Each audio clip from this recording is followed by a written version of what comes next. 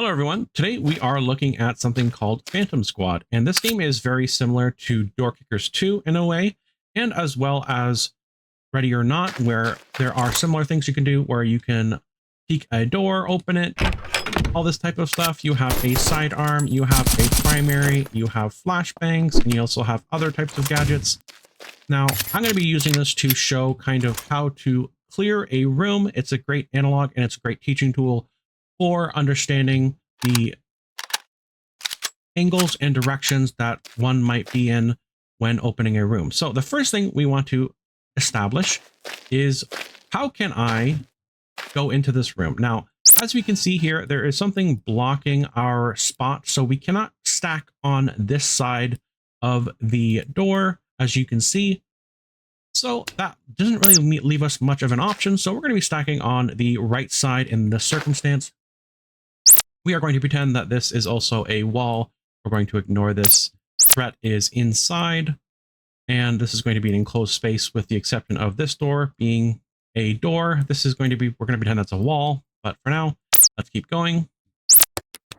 So we can see a door, and the first thing that's going to be the best thing to enter through this door is getting information. So we're going to first peek the door, and then we're going to do something called pieing, which that means essentially, if you imagine a pie, or if you've ever seen a pie graph, it is a circle where there is a slice. If you slice a piece of cake or a piece of pie, you would usually slice it in this manner, and this represents your character's vision. You are here and you are looking like this, and that's your sight line of your character. So whenever you are slicing something, you are taking a slice of the pie, and let's say you take another slice and another slice, and obviously this represents your vision.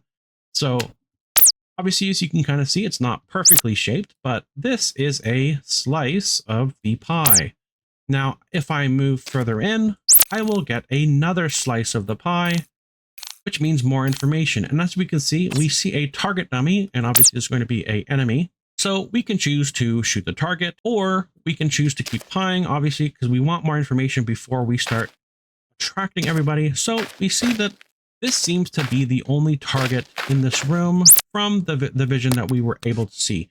We were able to see about this much into the room. Get this a little bit better. About this much into the room. Pretty solid amount of information. So the information we are lacking, very rarely is anyone going to be in a corner, most of the time, depending on the game you're playing. But all of this is undiscovered. We don't know what's over here, and obviously we don't know what's over here in this unknown L shape. So we have a good amount of information into the room. Now, what we decide next is what will be important. So we have a target there. We can choose to engage him. Obviously, that will engage the whole entire room in knowing about our presence. So let's say we are to engage him. I will go through both scenarios of engaging and not engaging, and kind of the hypothetical scenarios that you might be put in.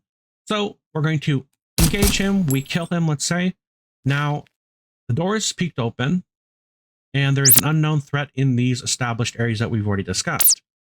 Now, what should we do? What we shouldn't do is open the door to a bunch of unknown space where there could be an enemy. As you can see, there's an enemy right here. Now, obviously, this is dangerous for a very obvious reason. You're opening yourself up to a large amount of potential threat. There could be, let's say, multiple targets. So let's say there's one here, and there's one here, and maybe there's one close to the door. You open yourself up to multiple targets being able to take you out very quickly while you have only one gun and you're by yourself. So what we would want to do after we have shot this target and killed the target, neutralized the target, we are going to back up and open the door. Now, every spot we've seen up until this point, we've already seen through pieing the door, through the crack of the door. So what we can do now is back up.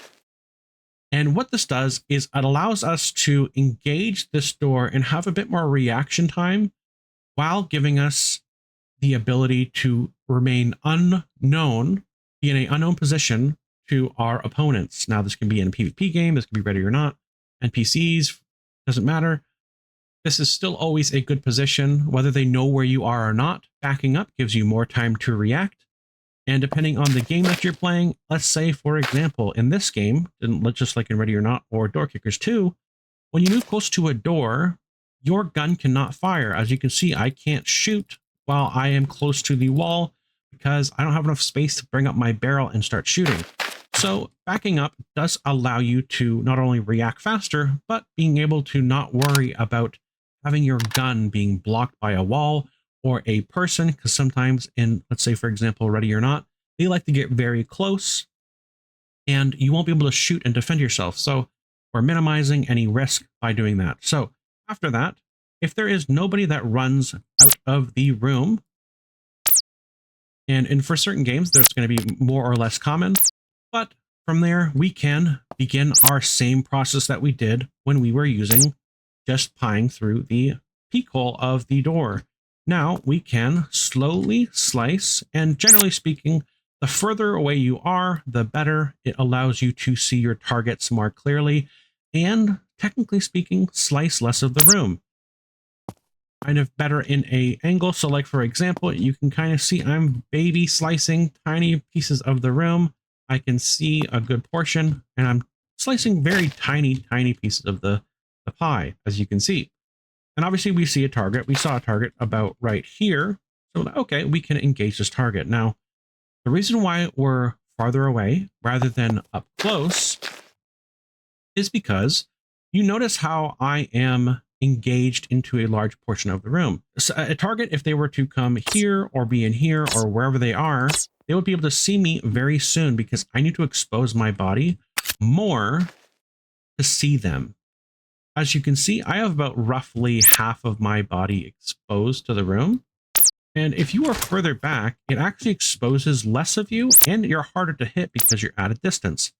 So for example, obviously we know there is a target here. We just need to discover him. And we are right here. I can see him. And if you look very carefully, you'll notice that I'm actually revealed a little bit less. I can't draw a perfect line, but you can just trust me on this one. If I could draw a perfect line, you would see that I am a lot less exposed when I'm further away. And this is because of a lot of reasons, but we'll just continue from there. So once we are here, we can engage targets very safely. And let's say, for example, oh no, there is another target here, or there's another target here, or one runs out and there's another one shooting at me. I am able to disengage from the engagement very easily and very safely. I can just move over here to the right, and once they hit this sight line of vision, I can shoot them and kill them. So I'm in a safe position. I can sit here very comfortably and very safely. I can shoot them. They would have to expose themselves very much because let's say we were right here. They would have to come out here, and once I see them, I would be able to shoot them. And same thing, if they are to move up, they're exposing themselves to a large area. As you can kind of see my sight line, as I move up, there's more and more and more information. And especially if it's a game related to PvP, there is a lot of information to gather, and then you will have to quickly react to the location and fire and kill the target. Whereas me, in this position, the only thing I need to do is sit there and wait for movement, and then I can engage the target. So if I see any little movement, I am able to engage the target very quickly, and I'm only aiming at one location. I don't need to change where I'm aiming fundamentally. Generally speaking, I'm aiming in the very small sight line, where if someone were to come out here and expose themselves very quickly, it is going to be obviously very open. So I'd be like, oh, I need to look for the target, identify the target, see them, aim, and shoot. And that is a lot of time for you to be taking out by the person who is in a better position. So back to the pieing part. After we've pied the door and we engage it, we can disengage and re-engage comfortably in a very safe manner. They would have to push us very high or very forward. I can control the engagement. They don't have a lot of space to control the engagement. They have to push up into a dangerous location, which I'm holding with my sight lines, as you can see. So it's a very secure position when you are not inside the room, not near the door. So if you're near the door, it's going to be really bad. So that's why we pie from a arc around away from the door. So once we have engaged enough into the room and we've killed our targets and we're comfortable and we can see everything into the room, we're looking, we're pieing constantly. Maybe there's a new target that arises or whatever. After that, we are good. Now we can engage into the room. So this layout is an interesting layout. So there is a wall here. So as we've discussed already, this is an L and this is a unknown. There could be a target, an enemy, whatever it is. So we want to expose ourselves to the least amount of area, which is going to be on the left side. Because obviously if we're over here, we're exposing ourselves to more area. Now, we will be pieing like this, but first we're going to get into a reliable defensive position. So first we're going to go into the room, and because we're not able to cover quickly, I can run over here and I can like run back and cover, but it's a lot of running. So the first thing we're going to try to do is get into the room as fast as possible, get against the wall and into the corner. So if someone were to come around the corner, obviously, as I said, if I'm here, I have to retreat from here or here. It's a long line, but if I rush into the room very quickly, I can run into a very safe space. They have to expose themselves to try to get me if I'm in this corner or that corner. It gives me an advantage and it gives me a defensive advantage. So I can engage, this dummy's here in the way, but I can engage the target and they have to expose themselves because this is something called a hard corner. Now, what is a hard corner? Obviously, as you can see here, when I open this door, I can't see into here. Technically, this is a hard corner simply because I cannot see the whole entire area of unknown without going into the room. Now, this is it's pretty close, realistically. You could say that there wouldn't be a target there just because the body wasn't big enough to be able to do that. But for example, let's say there is a corner like this. I can kind of go around the door, but there can always be a target right here of potential threat. I would have to go around this corner and reveal myself to that corner. That means they can see me when I see them. That's basically what it means. Technically speaking, I need to enter into this space before I can see the target. Now, obviously, for example, it's different from looking into a door and pieing because I don't need to enter that space to be able to see what I can see right now. As you can see, I can see a majority of the room. The only place I can't really see is here, even though it's a small area. But I can see and pie into the area without going in and sacrificing my defensive position. As I said, once I get here, I can pie a little bit, but once you reach this hard corner, it gets really bad. You're going to need to engage that location with that angle, and that means it is going to be basically a 50-50 a lot of the time. And that's why whenever we are going around those hard corners, let's say, for example, this corner is a little bit worse and we can't see as much as we want, and there is a potential threat here. What we would want to do after we have pied the area successfully, we can't see any further into the room. That's what flashbangs and gadgets are for. That's what they are utilized for. We can do this. We're going to flash the area and we can deal with that threat. If there's a threat, take them out. If there isn't, we are safe and we can re-engage back to our primary concern, which is going to be this location of the unknown L. So from here, as I said, hard corners are very tricky. And in a sense, this is a hard corner. You can see, obviously, because it's usually a 90 degree is when that's the case. I can't go over here because there's a wall here, and that does not allow me to look around this corner. Because this is all an enclosed space, it is hard and I need to go, it is difficult and I need to go around. I can pie as much as I can, but once I hit here, that means I need to move closer, and moving closer, as I've pointed out, is more dangerous simply because it's harder to get back into cover. And a lot of other things, being able to, they will see you first because if they're here, they can see your body and you have to expose your whole entire character to potential threat of fire. So we're going to pie up until this point. Once we can no longer pie, we are still going to pie with the location that we are allowed to move in. So obviously this is an obstruction and we can't move over here, but we are going to pretend that it's just more of a wall and we are going to go alongside it. So this is much as we can move in, and we can kind of clearly see we can pie this relatively okay. It's not the best. It is pretty close to a 50-50 in terms of advantage. Once we reach this point, obviously we're just going to pretend this is not a door. We can just go along the wall and we would pie this. Now, depending on how fast you want to do this is dependent on the enemy's awareness of you, your potential ability to kill targets. So for example, let's say if I am pieing the corner here and I see a target, I can shoot them, but it doesn't take much movement for these guys to come out and just start shooting me. And I don't really have, I can have a defensive position where I can retreat and return back, and they have their hard corners and they have to push me. But we're trying to deal with this all simultaneously in the safest way possible. So once we reach an area where there is a lot of danger, a lot of potential threat, that's when we bring out our gadgets. These are harder corners to deal with. So what we're going to do is we're going to throw a flashbang. We're going to push the corner as wide as possible. Make sure you are going wide so you have as much sightline as possible. And then we can go 1, 2, and take out these targets, and 3, shooting those targets down.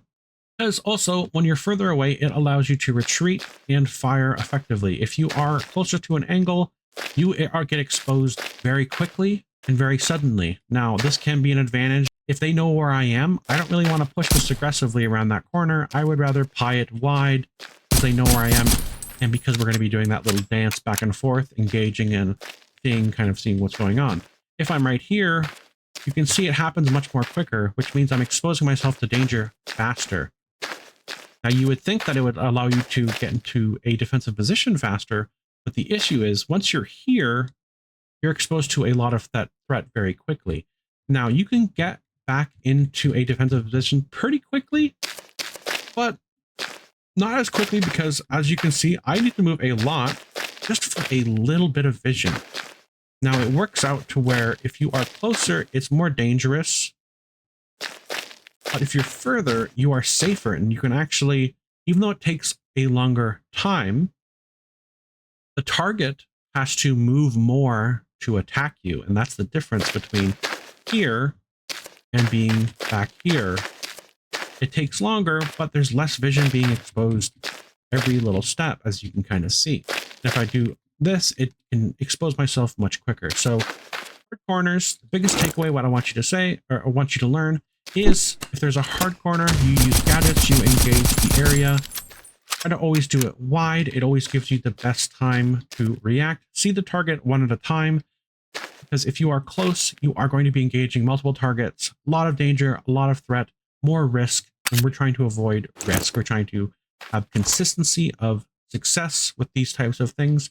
But this was a little quick session talking about room clearing. We talked about pieing, which is whenever you are looking into a room with your sight vision, we are going to slice more and more of the room to see more with our character. This is our vision, and we are getting more information.